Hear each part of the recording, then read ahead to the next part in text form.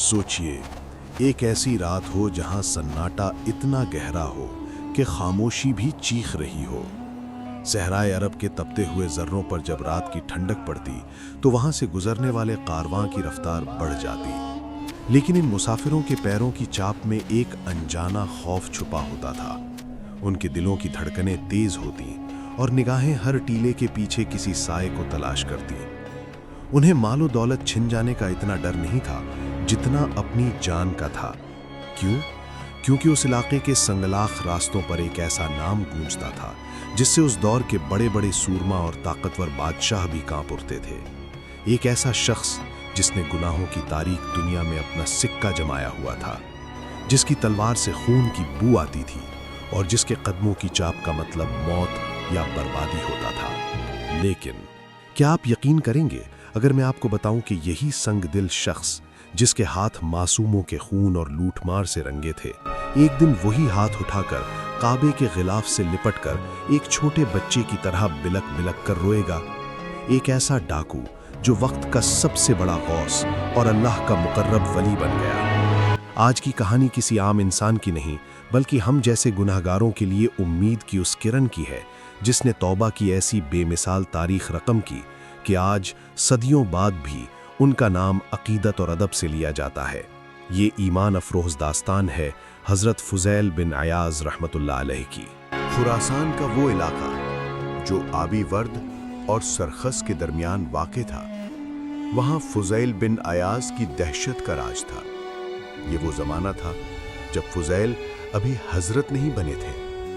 वो एक पेशावर राहज़न थे, एक ऐसे डाकू जिनकी हैबत ने मीलों तक इंसानी आबादियों को सहमा रखा था।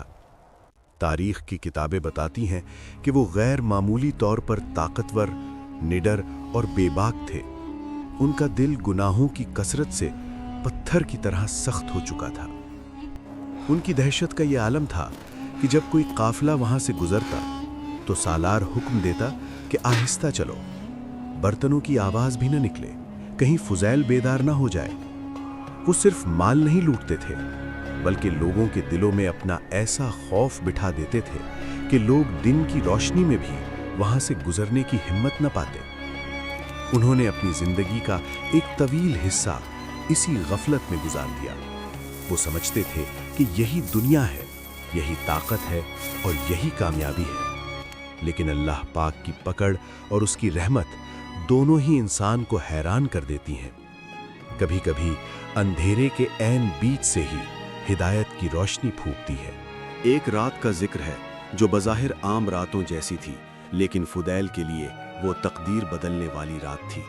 फ़ुदैल बिन याज़ अपने पुराने मामूल के मुताबिक गुनाह के इरादे से निकले। रिवायात में आता है कि वो एक दीवार पर चढ़ रहे थे। हर तरफ मौत जैसा सन्नाटा था। फ़ुदैल ने दीवार पर हाथ जमाए और जैसे ही ऊपर चढ़े, उनके कानों में एक धीमी मगर पुरअसर आवाज़ पड़ी। कोई अल्लाह का बंदा रात की तन्हाई में तहज्जुद के मुसल्ले पर बैठकर निहायत सोज़ो गुदास से कुरान की तिलावत कर रहा था। पढ़ने वाले ने जब सूरह अल हदीद की ये आयत पढ़ी तो फ़ुदैल के जिस्म में एक सनसनी दौड़ गई। क्या ईमान वालों के लिए अभी वो वक्त नहीं आया कि उनके दिल अल्लाह के जिक्र के लिए झुक जाएं और उस हक के लिए जो अल्लाह की तरफ से नाजिल हुआ है उनके दिल नरम पड़ जाएं? दोस्तों, जरा इस मंजर का तसव्वुर कीजिए।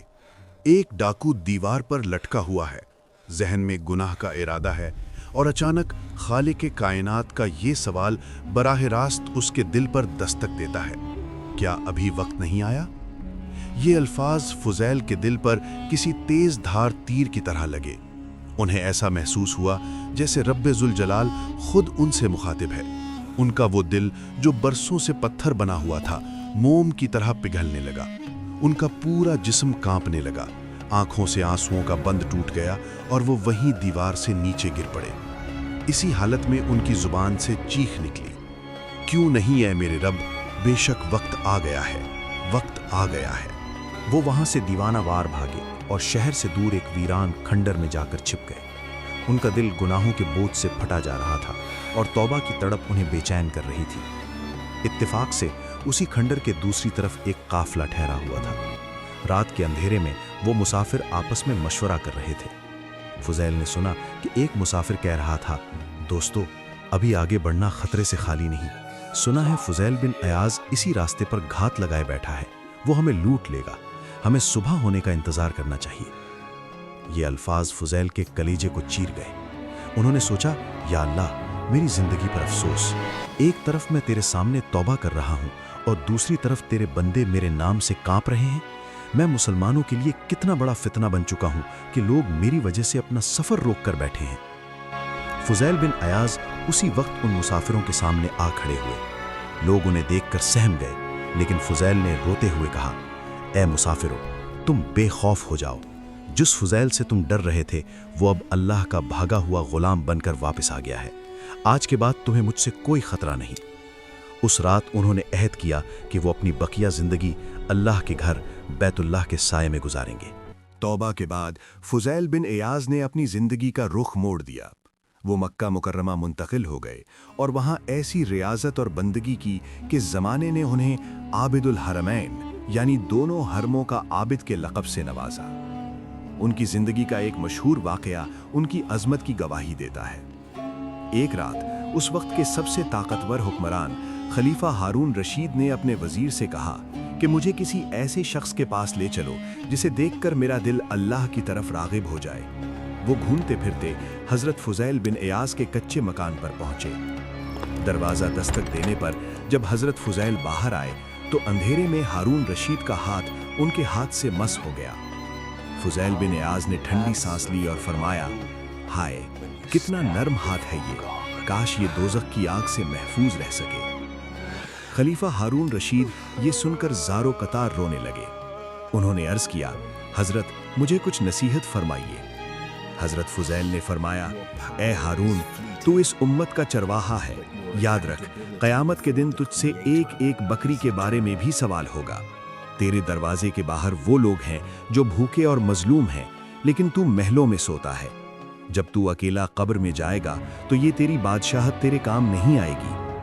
خلیفہ اس قدر روئے کہ بے ہوش ہونے کے قریب ہو گئے۔ جب وہ جانے لگے تو انہوں نے سونے کی اشرفیوں کی ایک تھیلی پیش کی۔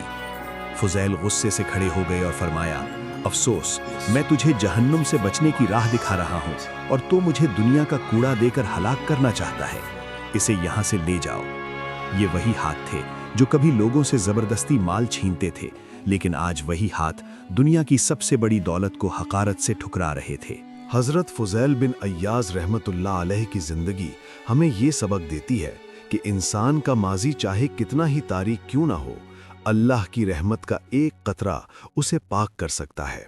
وہ ڈاکو تھے، لیکن جب قرآن ان کے کانوں سے ہوتا ہوا دل میں اترا تو وہ اپنے وقت کے امام بن گئے۔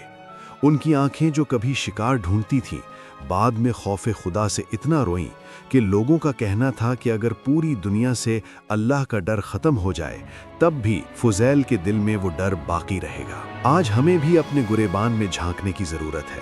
ہم شاید ڈاکو نہیں ہیں، لیکن کیا ہماری زبان، ہماری آنکھیں اور ہمارے کان اللہ کی نافرمانی میں نہیں لگے ہوئے؟